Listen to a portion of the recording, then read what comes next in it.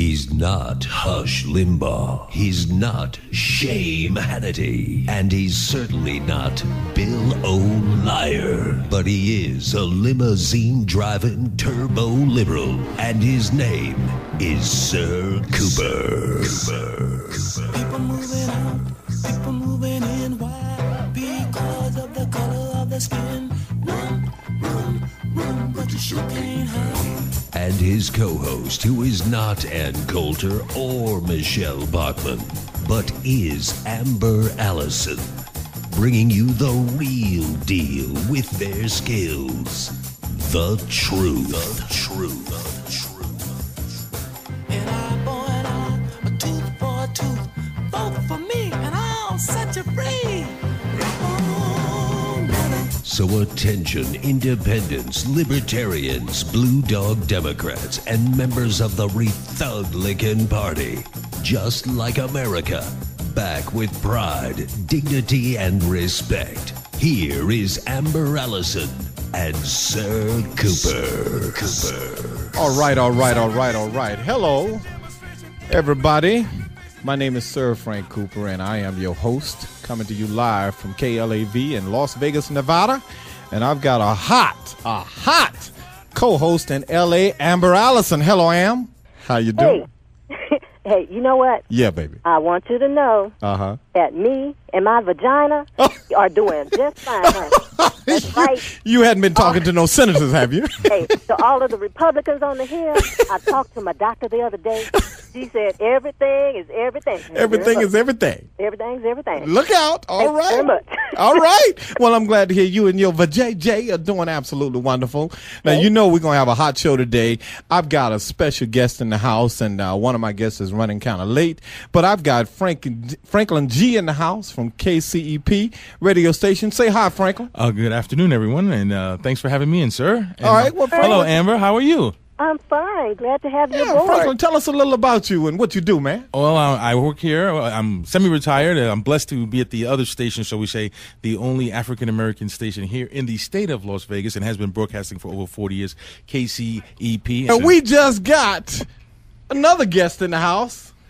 Rowdy Gowdey, Michael Gowdey in the house. How are you, sir? Thanks for having me. From KDWN. Welcome, man. I am so glad that you came, Michael. It's a pleasure to have you. I've been hearing a lot about you. I'm glad that you invited me, sir. I'm happy to be here. There are times when politics and doing the right thing intersect. And what President Obama has done is preempt the Republicans' ability to try and get any foothold with the Latino community. It was the right thing to do. The right thing to do. Now, I hope that the president will seize the opportunity to go further and have comprehensive immigration reform. But the Senate, his opponents in the Senate already said that's not going anywhere with that. They're not for any type of reform. They're not for anybody. And it's actually hurting businesses on the other end, because a lot of those states like in North Carolina and Kentucky, where we get furniture or our meat comes from, Latinos are heavily concentrated in those areas. So they're looking at not getting their vote for several years in terms of the Republican Party. I do hear people saying that, the timing was all about the election and all that. And they're also saying that, yes, he should have done, could have done more, whatever. No, the fact is, he tried, when the Dream Act is laid on the table with everything else they're laying on the table. Absolutely. Everybody seems to have the impression that the president can just wave his arm and things will happen. That's not the truth. Yeah, maybe he could have done more had he had a Congress that wanted to do more. Work with him. Okay? He knows that, at least at this point, he has a year left to accomplish whatever he wants to accomplish. The man got tired. He cannot wait forever and ever on the Congress to do something. That's true. So I don't think his doing the immigration thing was all about trying to get reelected. He knows he only has a certain amount of time. Look, this goes back to Romney's campaign workers saying that they were going to be able to etch-a-sketch the primaries away. Absolutely. So now this man has the nerve. He was asked 3 times on the news show Bob that Schieffer. he was on Saturday by Bob Schieffer. Would you take action? Would you support it? Would you overturn it? And 3 times he declined to take a stand on it. They changed the language. They changed the paradigm in front of us. We used to call that flip-flopping. Yes. They don't want it called flip-flopping anymore, so they use the etch-a-sketch when they do this because clearing the slate. And then where in America do you get to clear your slate without deep litigation and all kinds of, don't get me wrong, usually some righteousness has to come out of that. Absolutely. They're not pandering to get our vote. They're actually looking at a different vote. That's right. There's one more point, Franklin. Not only are they not pandering to get the minority vote, they are looking to suppress the minority vote. Correct. So Absolutely. it's not a matter of them saying, we don't need you. They're saying, we want to cut you out. They've always put on a cringing face every time they thought Obama wanted to, do something about complete amnesty for immigrants. So they seem to have conveniently forgotten the words of their fearless leader back in 1984. So let's play the Reagan clip. All right, let's play it. Hit it, baby. I believe in the idea of amnesty for those who have put down roots and who have lived here, even though sometime back they may have entered illegally. Ronald Reagan could not get elected president today because he could not be nominated by the Republican Party. Well, he could be elected president, but it would be under the Democratic banner. Now, during that particular time when Reagan was running up, there was a lot of things that he did that was very controversial and very, very wrong. Absolutely. Okay, I was trying to find a nice word to put it. But sounds like a former air traffic controller. Yeah, I will tell you. But it has gotten to the point to where is that this man, Ronald Reagan, is held with such high esteem among the Republican Party. It's like this man never did anything wrong. Raising taxes. He raised taxes, 5 or 6 times during his administration. And we cannot get this doggone Congress to help this president whatsoever. The idea that taxing is bad, the idea that government has very, very limited function, to me, is bad. And Ronald Reagan is really the genesis of all that. I'm going to tell you now, Ronald Reagan, going back to the Contras, a lot of people don't know it, or they've forgotten, that this was, once again, a gun-running situation to make money for the Contras, okay? By bringing drugs into the black community. To bring drugs into the minority community and pretty much devastate the minority community under this particular president. And a lot of people you can't even talk to people about that. You bring that up, they tell you you're lying. Yeah, he was the original Darth Vader. Don't get me wrong. Look out! And I mean, he started him at the Dick right. Well, Cheney.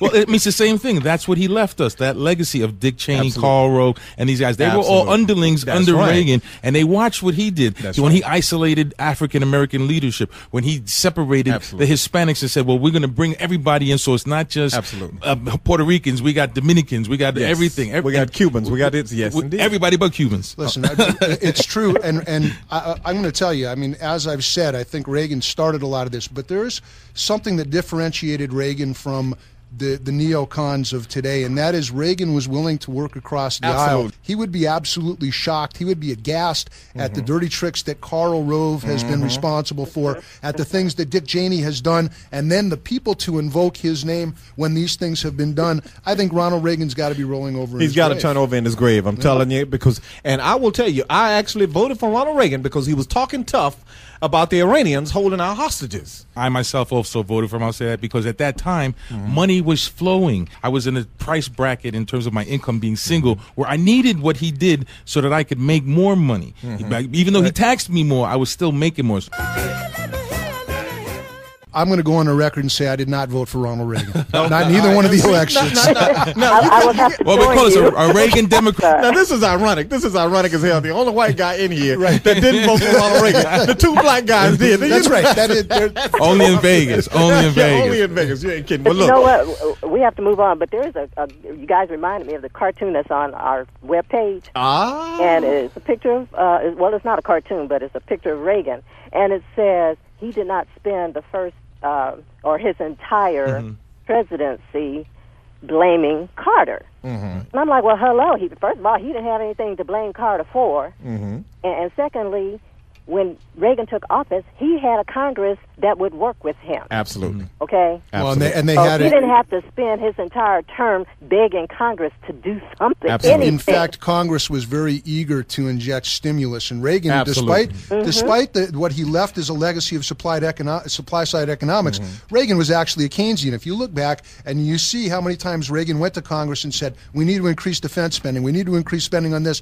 we need to increase spending on that, because he realized it was good for the economy to do it, and Congress, of course, was very happy to inject more stimulus into the economy, unlike what's going on today. I have to say congratulations to Dior Bacariza in the Philippines. Bacariza. Yeah, All she turned right. out to be our mystery clicker, so she's going to get a nice little gift package from us. Look I want out. to say hello to Ty in North Carolina, Okay. Aaron, Michael, and Mary Dent in Los Angeles, Homer Okay. Isaac in Philadelphia, and we're good to go. All right, just shout outs to let you all know that we do appreciate you all listening in. I just want to say, you know, can we all get along? Can we get along? All right, all right. Well, Amber, I'm glad you pulled that clip up, dear. This past week we lost Rodney King, and I would like for us to just speak on Rodney and what he contributed to the American consciousness about race and equality here in America. So I think you did a good job on pulling that one up too, Am. It's a good job. Rodney took a beating for all of us. He took a beating for the people that wanted to do the right thing and believe in the right thing. He took a beating for the ones that's been doing the wrong thing and causing others to get beat down. And I hate that he died the way he did. But I will tell you, I think the brother made a hell of a sacrifice. And after he got beat, this man was never right after then. I mean, you could tell that mentally he wasn't all there.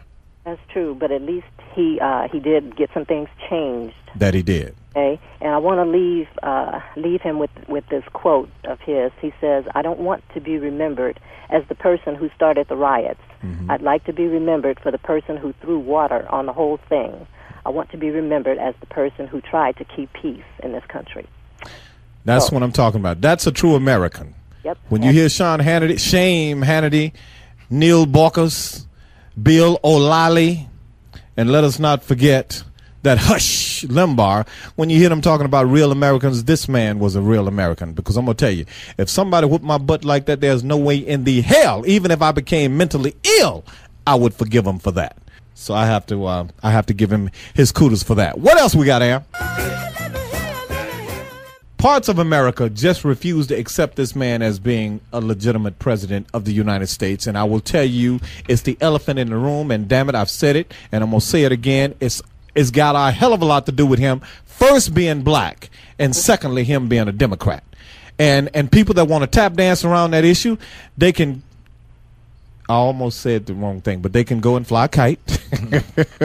Because I've gotten sick and tired of people. Just tell me, who am I dealing with? If you don't like me, tell me. If I'm black, tell me. At least I know how to deal with you. Don't tell me is one thing when we know it's something else. This man has suffered so much disrespect, and the office itself has suffered disrespect because he is occupying that office until it's gotten to the point where every time I hear somebody challenge this man, I want to just cuss them out. I really do. But it's the elephant in the room still. There's on the news story of the week. Of the past 3 years, there's only one honest person that talked about Mr. Donaldson. Yeah. He said it. It Sam is race Donaldson did. based. How could you go that far right to think you can outshout the free leader of the world? A lot of people got drunk during the election. They all said, hey, there's no way in the hell this black man going to become president. I'm drunk. Let's go in here. Or let's just pull the lever and see what happens. Okay. And they wandered into the booth. And they voted for this black man. Woke up the next morning. The hangover was over. And the news said, you got a black what? That's exactly what happened. Now they're trying to lay all the blame on the Obama administration and refuse to question anybody that was in the Bush administration who were the originators of this damn policy. Okay. This is the stuff that pisses me. It's insane. Appreciate you having me in and listening audience. Just stay connected. Okay. The decisions that you make now may change, but stay connected. I'm on 5 to 6. It's called Straight Up with Michael Gowdey on KDWN 720 AM. listen in, folks. You're going to enjoy it. All right, next show, we're going to move over to our internet show. And Amber, give us a closing. I'm going to let you close us out on this one. But coming from me, every day above ground is a good day, so enjoy. As always, we don't create the truth. We just tell it. We can hate the color of the acts without hating the color of the actors. Let me hear